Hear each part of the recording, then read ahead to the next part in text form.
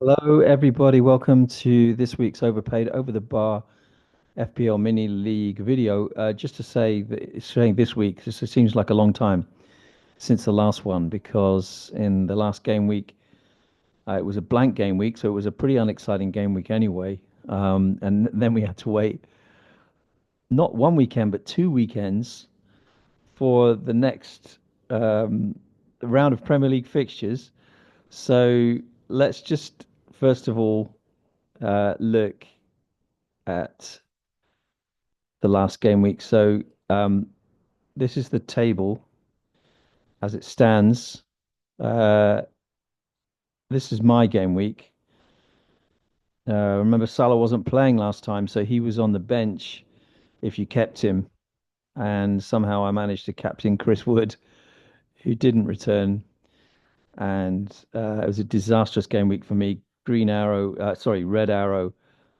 Oh, I don't know how 50,000 places or more. I don't know. So it very much puts me in a outsider role in terms of the race for the title and Overpaid Over the Bar, which looks at the moment like a two-horse race between Tom Crossland and Piers Shingleton, who were together on Saturday evening because Piers had a 50th birthday. Well, his 50th birthday is actually today, so happy birthday, Piers. That's the first thing to say.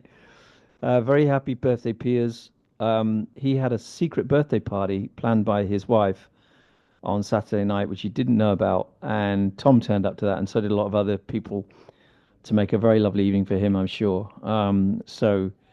I nearly, well, I could have been there, but it was just too much in the end. I have a private lesson today on Monday, and I teach on Saturday morning, so it was I couldn't make it in the end. I was quite sad to miss that because I know it would have been great fun. But happy birthday, Piers. He'll be looking to make this year extra special by bridging that divide between him and Tom Croston. We'll talk about that later on in terms of tactics for both players. But first of all,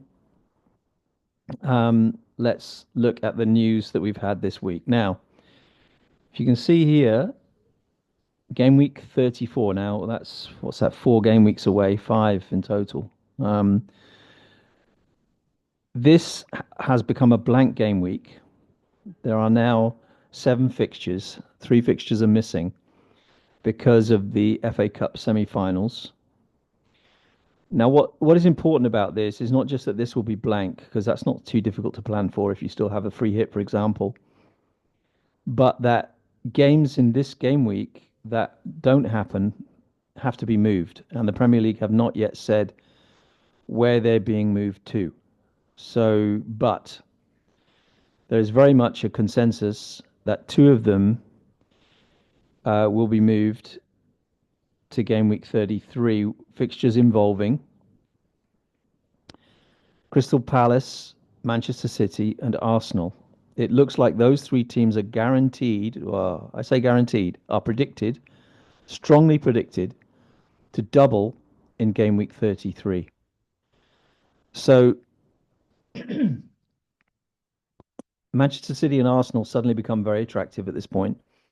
Crystal Palace were already attractive anyway because they double in 32. That fixture is already on the calendar. They're playing Newcastle away on in game week 32. So they're doubling. It's a tough double. They're doubling away at Manchester City and Newcastle, but they have a double and then they have another double straight afterwards.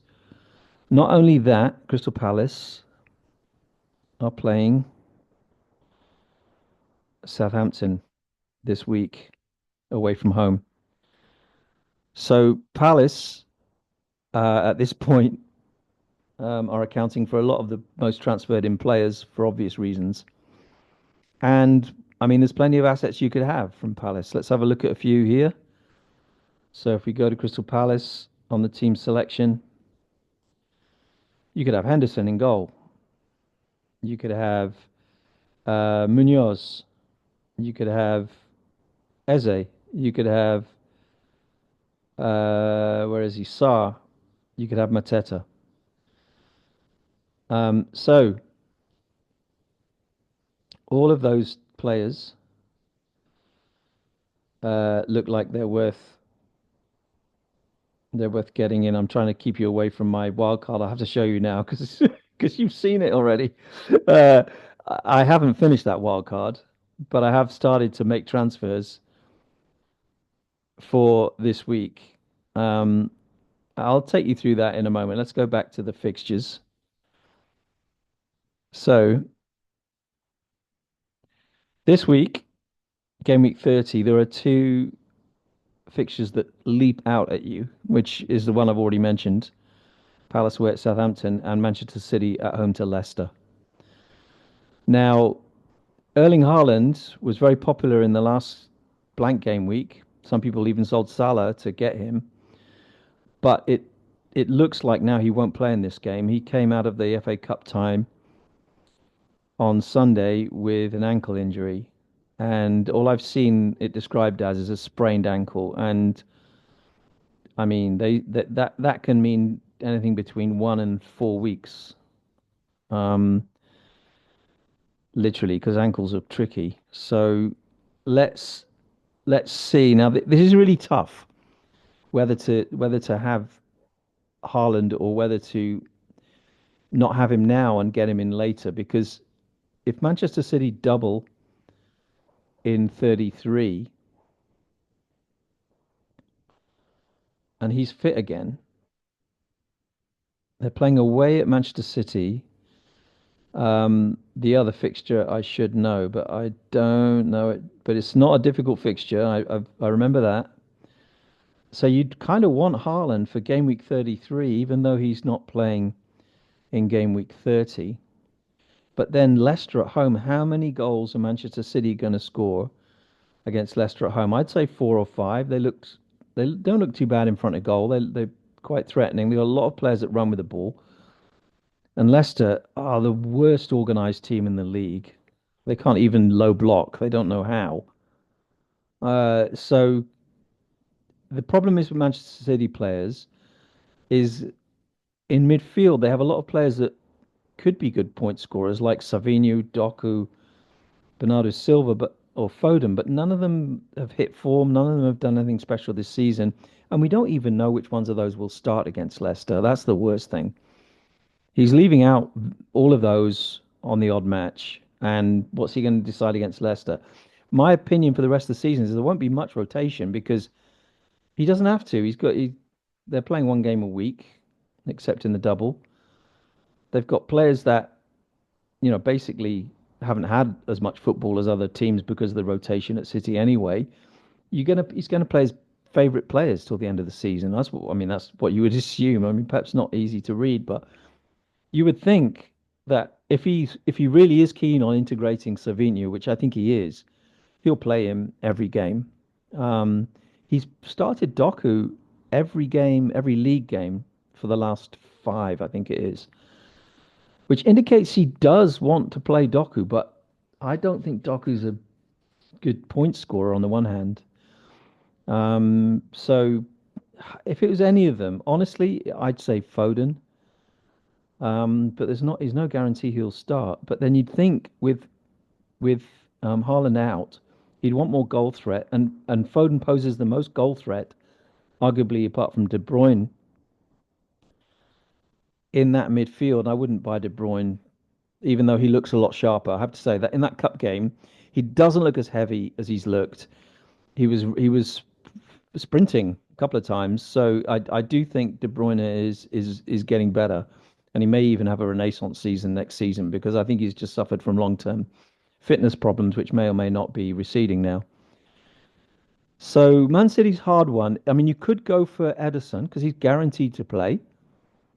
He's guaranteed to play the double in 33 as well. So Edison maybe obviously Guardiola is the best pick from the defenders. Um, and up front you'd go for Marmoush, who again may not start, but with Haaland out, you'd say he'd have to start surely. So Marmoush is currently getting thousands of transfers in by the hour, and that will continue until the deadline, which is tomorrow at 6:15, Tuesday, April the 1st at 6:15. So that's Manchester City. We looked at Crystal Palace players. It looks like a no-brainer to go for Munoz. I have seen teams lining up with Eze, Sarr, and Mateta, and that also looks quite good because in although they have that double two two doubles in a row. They're against teams that score goals. They're against teams that are better than them in terms of the league. So picking a defender for those games may not be the best. For this one, I'm sure it's great. Um, Palace are quite tight at the back. It's hard to see Southampton scoring, although Southampton are quite, they have their moments, Southampton going forward. So Palace, um, I mean, I have Henderson in goal, which is, I may still change that with my wild card, but I don't know. Go for Munoz instead or Eze. Uh, so that's Crystal Palace and Manchester City. Now, Arsenal have Fulham at home. Then they have Everton away. Then they have Brentford at home. And then in 33, they double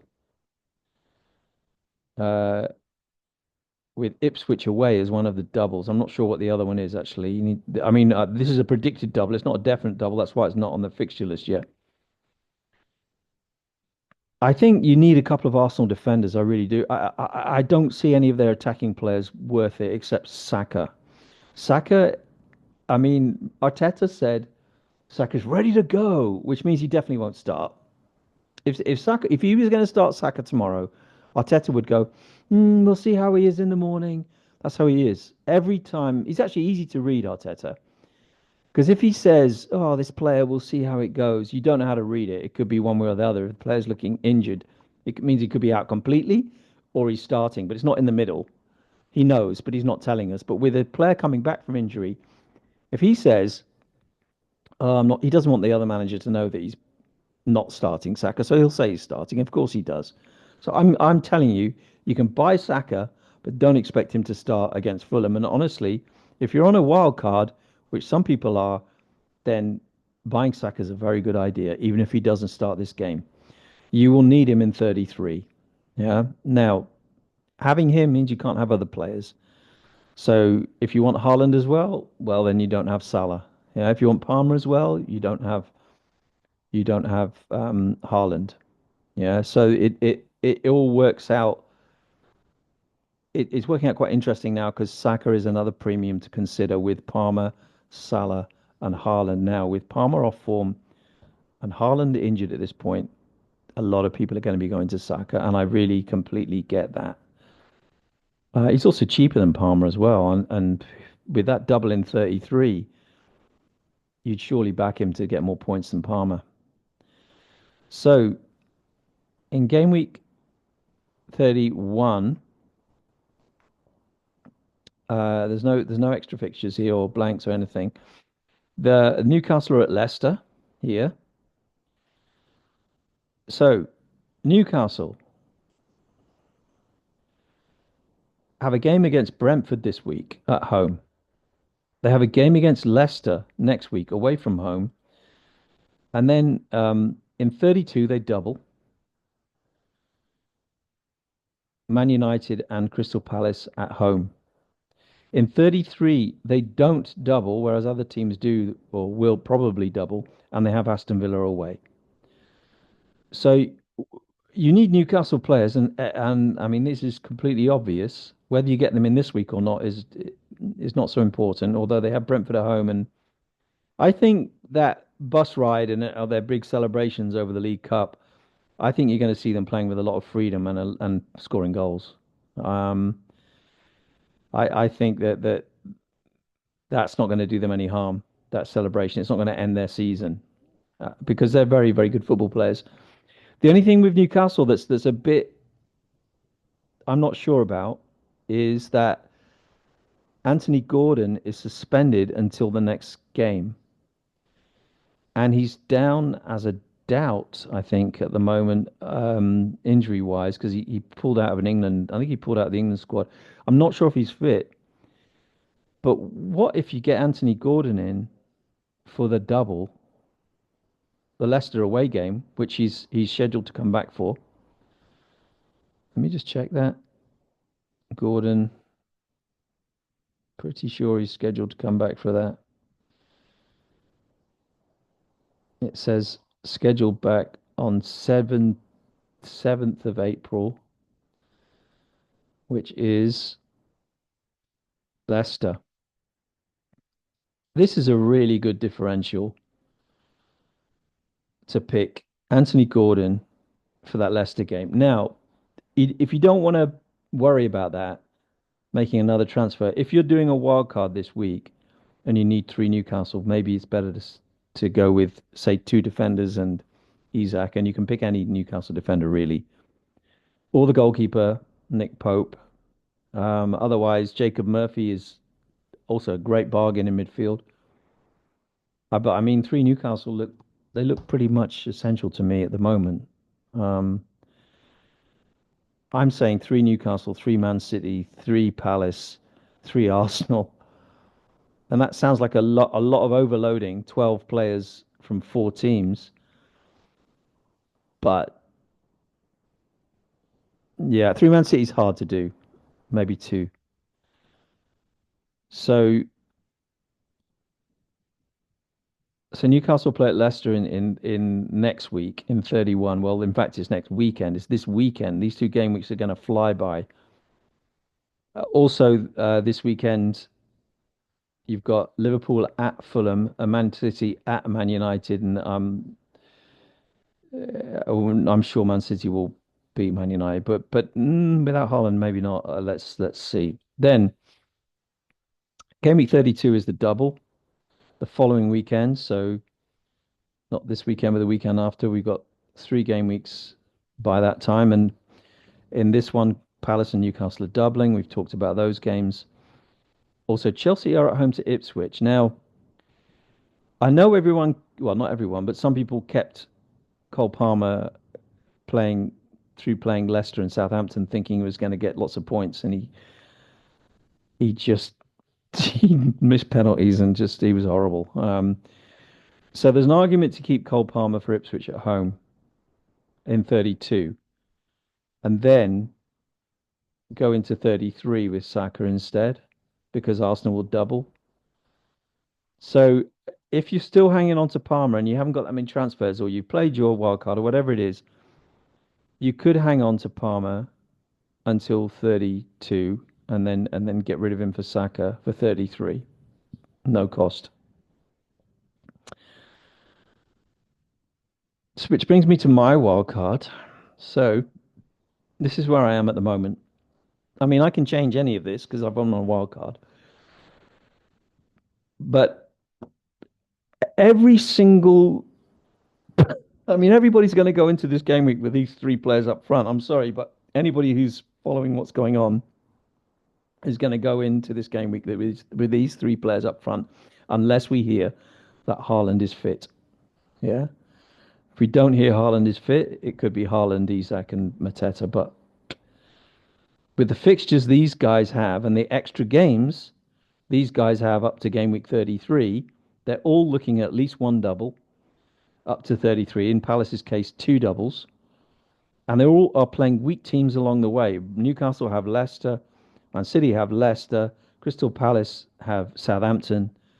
So really, you're looking at those three. And it's unfortunate it's come to this because at this stage of the season, you would want more differentiation. So it's quite unfortunate it's come to this at this point, but that's what's going to happen. In midfield, I've brought in Ismail Sarr because he was going up in price, and I didn't want to have to pay more for him later. I could still switch him to Eze. Eze. Why do they call him Eze, by the way? Was it at the end? Shouldn't it be Eze? Eze. I mean, when I hear him say it, it doesn't say. Anyway, whatever. Um, Cliver and Kirkez have Ipswich at home, so I brought in Kirkez. I brought in Gvardiol. Brought in Gvardiol at home to Leicester. Now I can still bring in another Manchester City player. which either could be Foden for Palmer or it could be Edison for Henderson. Not much. I've only got 1 million in the bank. I can bring in Munoz for Aston Villa for Crystal Palace, but that would mean taking out Henderson as well. I mean, that's not out of the question. I can bring in, so I can have Sarr, Eze, and Mateta, or I can have Henderson like this, or I can have, yeah. So I can switch those around and then bring in another Man City player like Edison. Um, Now, the other team I haven't got enough of here is Arsenal. So what I could do is get rid of Cole Palmer, uh, bring in a cheaper defender, maybe not Saka this week, and then bring in David Raya. David Raya. Maybe I'll bring in Raya this week. Um, and I would probably have to switch Mbermo to somebody cheaper as well. So I could get Raya, Gabriel, and then Saka later, maybe next week. I still want to leave room for Anthony Gordon, but I don't really want to make transfers after this wild card. I want to just set it for 3 weeks and then have enough transfers in the bank when it comes to 34 to avoid a free hit if I can. But there may not be much logic in avoiding a free hit in 34. It may not be logical. So as it stands, I'm thinking about playing the bench boost either in 32 or 33. So the Palace Newcastle double week or the one following that we don't know exactly how it's going to pan out. Um, Colwell's got to go, I think. Yeah, so this wild card is nowhere near finished, and I'm not even sure I'm sticking with the choices I've made. Like Sarr could become Eze. Uh, hmm. Anyway, I think if you've still got the, oh yeah, let's look at the table because let's look at their options here. Now they still both have the wild card. We're talking about Tom and Piers now. Tom's team looks like it could do with a wild card. He's got Dango, who doesn't play now, doesn't start now. He's got Beto, who's not such a great option for the forthcoming weeks. Um, Chris Wood arguably is also injured, or really don't know how injured Chris Wood is. So it looks like he could do with a wild card, honestly. Although he may have transfers in the bank. Let's look at his transfer history. He made two last week. He made one the week before. Three 2 weeks before that. It looks like he doesn't have transfers in the bank. I could be wrong. Um, so yeah, he might want to play a wild card at this point. Now, Piers had a great game week last week. He captained Bruno Fernandes, who was the only player that really did anything, and he captained him. And this has put him in a fantastic position. Again, his team does look like it could do with a wild card. He's got Haaland, who may be injured. He's got Wood, who may be injured. We think Palmer's okay, but we don't actually know. And Nkunku, who, I mean, he's unlikely to start most games. Um, yeah. And the other thing is that Pierce still hasn't played his assistant manager chip. Now,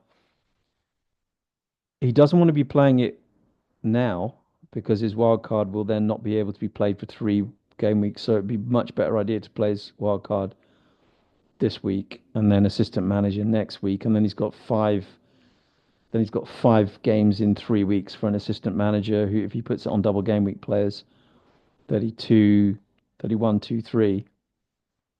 He's got two double game weeks in those 3 weeks, so he can get 5 games out of his assistant manager, which could be amazing. I mean, um, it depends, of course. Depends what it depends what happens in those games. Of course, it does. But the fixtures for Palace, for example, are interesting because they double in 32 now.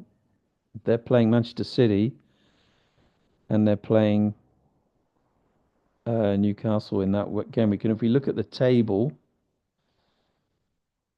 how can we look at the league table here? Let's just go here. How far are Palace behind Manchester City? Oh, much more than 5, and the same with New. So in that double game week, the bonus points that are possible for Glasner are amazing. Um, so for an assistant manager, if Piers was to play his assistant manager in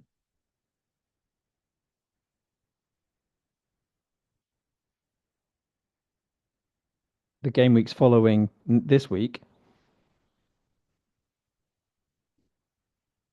he could get quite a lot of points if Crystal Palace continue their amazing away form. They are on absolutely amazing away form. I think they won 5 in a row away from home, which is the first time they've done it in the top league, I think. Or it could be the Premier League, maybe not ever. Um, so that is worth a shout for him, worth a try for him. It wild card this week and then assistant manager the week after. It would mean that he doesn't have a chance. Well, he can't use his free hit anyway because he's played it already. But the bench boost he wouldn't be able to use that in 33. But I mean, there's not much point leaving the assistant manager till later because the points on it will reduce significantly, and the points hauls possible from the assistant manager are actually much higher than say the bench boost. So he has an advantage in a sense at this point, having used his triple captain on Salah in the week when everyone else played assistant manager. Right, I've been going on quite a lot now. I don't think there's anything else to cover. Um, I mean, we've got obviously everyone else is in with a shout of, but we're just getting to that point now where with 9 game weeks left and at least 2 double game weeks within those 9, there's a lot of points to be made. So don't count yourself out from a massive rise. Keep going till the end, and if you've got those chips, think about this is the day today and tomorrow. Think about how you're going to use them. You might not want to use the wild card this week, but otherwise next week would be good if you're not going to use it this week. Uh, I was originally intending this video to be an interview. I'm sorry I didn't get that organized, but there's a lot of information that's come forward, so I just wanted to do it like this just to give everybody a bit of help. If you're thinking about building a wildcard team, there's loads of content out there on YouTube. Go to FPL Andy, go to Planet FPL, the Raptor. There's lots. The Wire. There's lots of people helping you with that. So you can just let other people help you with it, if you're not sure. All right. It's amazing weather here now. After being raining for weeks and weeks, it feels absolutely lovely. We've actually got some warm weather, sunny, lovely weather, although it's raining from tomorrow again. But we've had like a whole week of sunshine, which has been great. I hope you're well. Good luck with all your pointage this week. And Premier League is back tomorrow night. See you then.